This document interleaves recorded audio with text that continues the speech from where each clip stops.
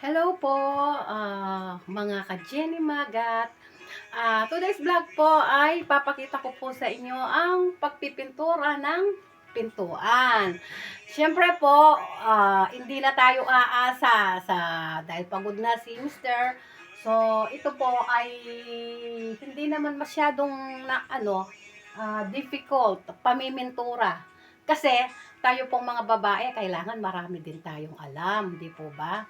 Mas maganda po yun, mga mamshi. Ngayon po, ipapakita ko na po sa inyo kung paano pong pagpipintura. Una po, syempre, lilinisin muna po natin. Normally, pinintura ko na po ito dati eh. Kaso dito po sa Paris, ayan, pupunasan muna po natin. Yan, syempre.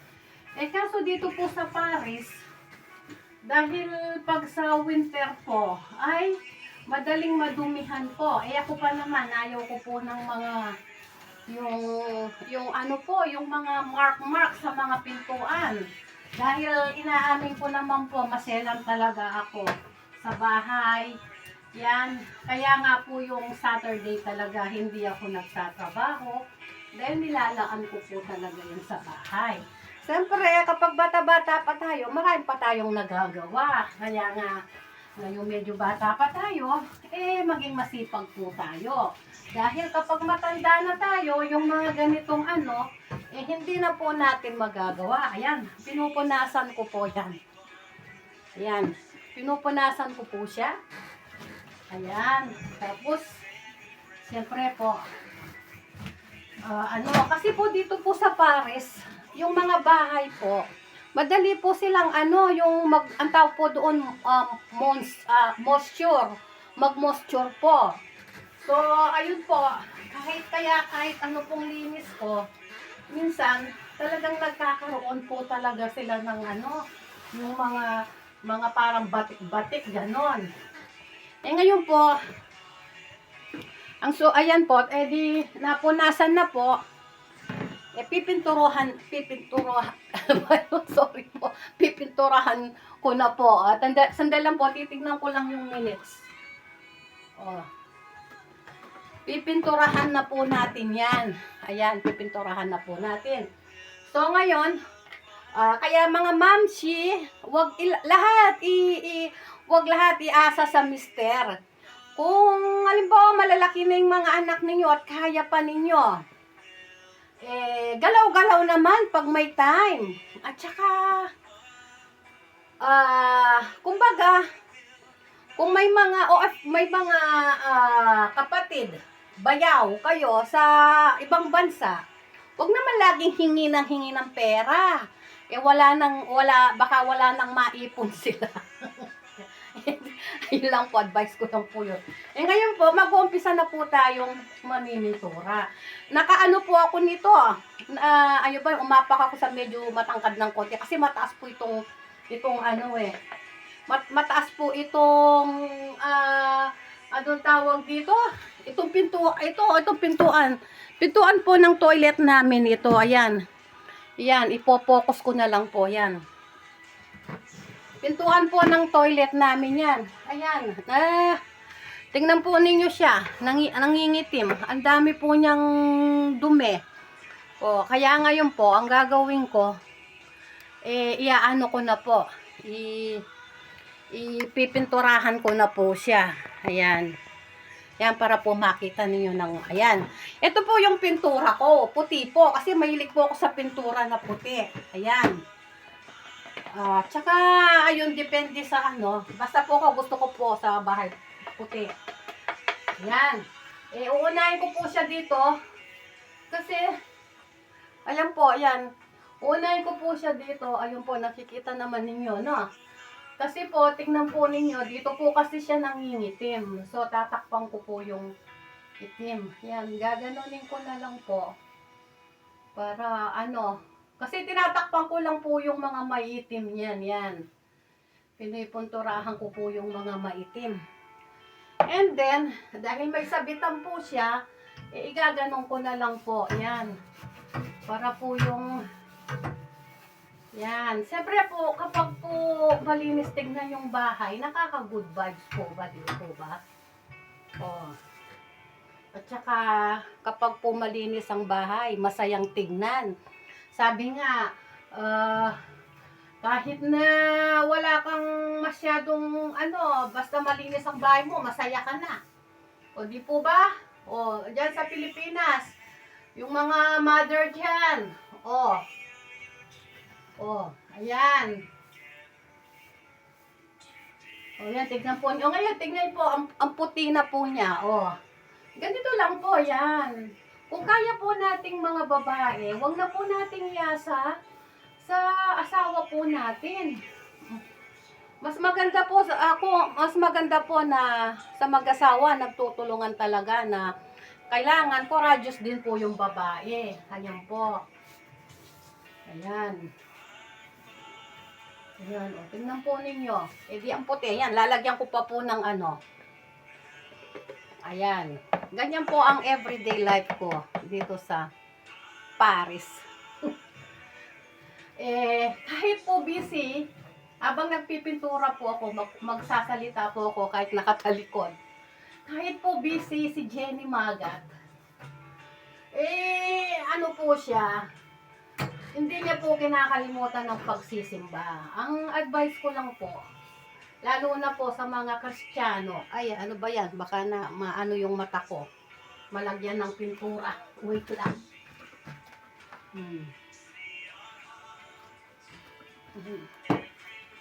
Kahit po na busy po tayo, kahit busy tayo, yung pagsisimba po, wag po natin kalimutan. Kagaya po ako. Busy po ako everyday yan. Monday to Friday po, sobrang busy ko. Tapos, Saturday din, busy din ako sa bahay. Dahil magluluto, maglilinis. Wala na nga akong time mamasyal. Tapos, pag sa Sunday, maghapon ako sa church. Aalis ako ng 11 a.m. dito sa bahay. Tapos, ayun nga, late na kaming nakakauwi. Pero po masaya po tayo dahil nagagampanan po natin yung ministry natin sa Panginoon. Hindi naman po natin pinababayaan. Kasi, kung sobra naman, kasi dapat po balance po tayo Kung busy po tayo sa trabaho, sa pagpapayaman, basta wag po natin kalimutan ng ang pagsisimba. Kasi, sabi nga, ang lahat ay sabi nga, lahat ng mga tinatangkilik natin ay mawawala yan. Pero ang salvation natin hindi nawawala doon sa tunay na may personal relationship sa Panginoon. Yung mga nagpapatuloy. At saka po yung mga nagkaka-rewards lang sa langit, yung mga talagang nagmi-ministry sa Panginoon, yung talagang totoong nagmi-ministry, ay naku, nalagyan ako. Tingnan niyo po, nalagyan po ako, pupunasan ko, nakakadaldal ko. Ang mga nagkaka-rewards lang po sa langit, yung mga talagang serious na naglilingkod sa Panginoon. Hindi yung mag-aangking ka ng reward. Tapos late kang darating sa church, tapos wala kang pakialam sa mga kapatiran mo kung ano nang nangyayari sa church. O kaya hindi ka man lang mahingan ng halimbawa kung may problema ang pastor o hindi ka maanuhan. Yung bang minsan kasi ang pastor kailangan din niya ng masasabihan ng problema, ganon. Ang mga nagkaka-rewards lang po sa langit, yung talagang totoong sumasamba sa Panginoon at gumagawa sa ministry ng Panginoon. Yung totoong naglilingkod talaga. Tsaka yung serious. Hindi yung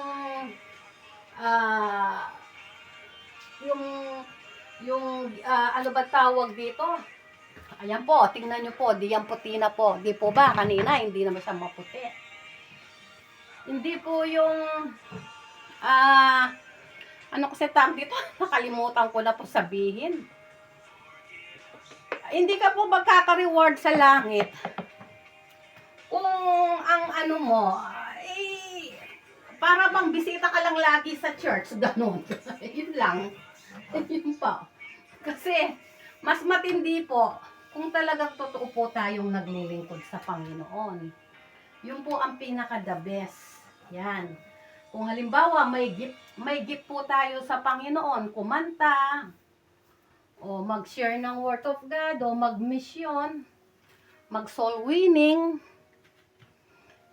kung gagawin po natin yung mula sa puso natin, at dinedicate, devoted tayo sa Panginoon, makaka-rewards po tayo. Pero kung tuwing Sunday, nagsisimba ka nga para ka lang bisita, ay no comments na po ako doon kung pero base naman po sa Biblia na ang makaka-rewards lang talaga yung mga devoted sa Panginoon. Yun po talaga. At saka ang salvation din po, kapag nagkaroon ka ng personal relationship sa Panginoon, kung totoo kang tumanggap, kailangan po magpatuloy ka. hindi yung tumanggap ka, tapos, yay, bye-bye, kamong ganon, hindi ka na babalik.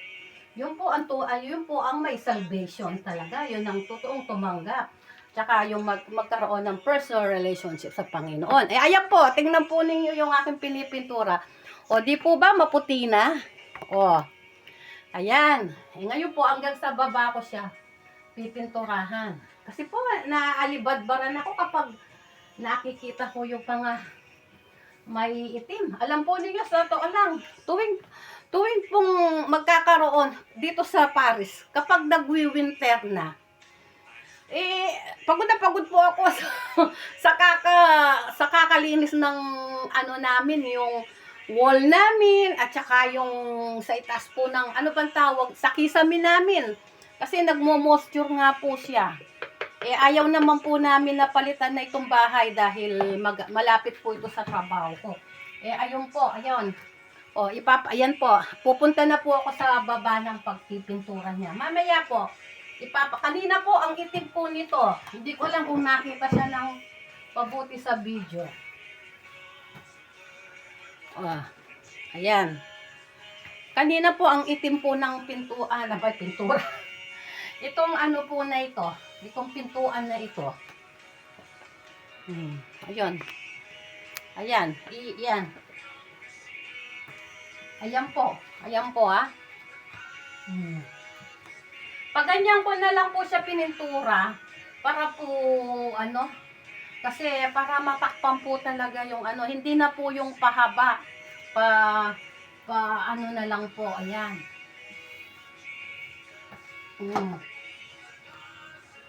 Ayan, ako, di pumuti na ang aking pintura, ang aking pintura, ang pintuan ng aking toilet. Ayan po. Ayan po, ganyan po ang po ni Jenny Magat. Yan. Mga classmate. Yung mga ka-classmate ko noon, panoorin ninyo itong aking vlog.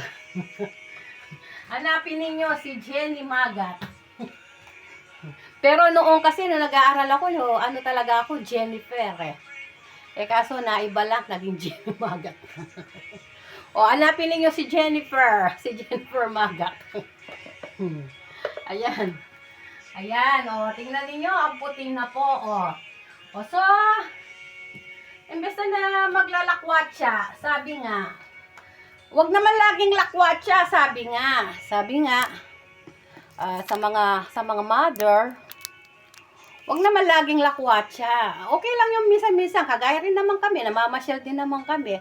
Pero kung may dapat tayong gawin sa bahay, gawin na natin. Wag, halimbawa, lalo na, mahal lang magpapintura ngayon.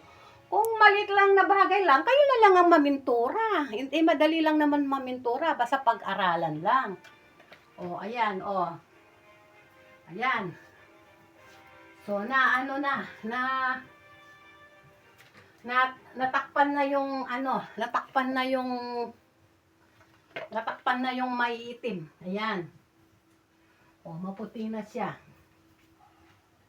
Yan. Kung kaya na po natin, huwag na natin iasa sa ating asawa. Yan. O. Kasi ako po, talagang ayoko po yung, yung nangingitim yung bahay. Ayan po. Ayan. Ganyan po ang mamintura ng pintuan. O, ayan. O, pakikita ko na po sa inyo ngayon. O, ayan, di po ba? Maputi na siya. Kanina po, ang itim po niyang kanina. Ako, pasensya na po. Medyo malikot ang aking video. Ayan.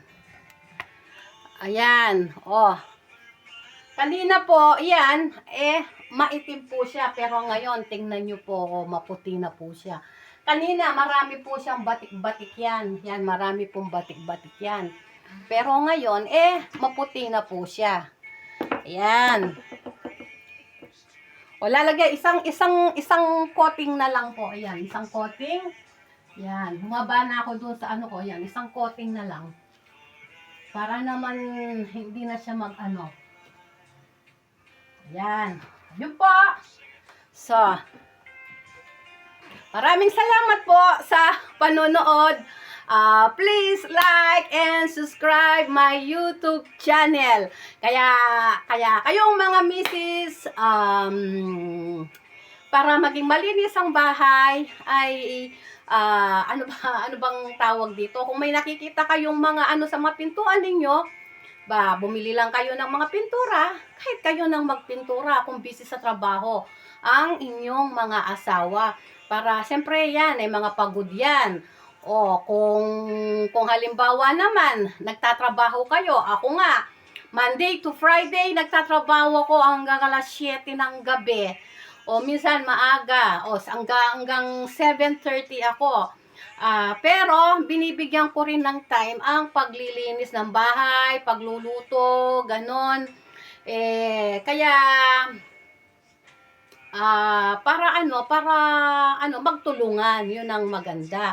At ayun lamang po, maraming po salamat, pasensya na kayo, paulit-ulit ako. Yun nga lang po, pakiusap lang po, please subscribe my YouTube channel, Jenny Magat. At sa pamagitan po ng panonood ninyo, pagla-like and share, subscribe, makakatulong po kayo sa pagcha-charity ko. Salamat po marami, and God bless po sa ating lahat. Bye-bye po!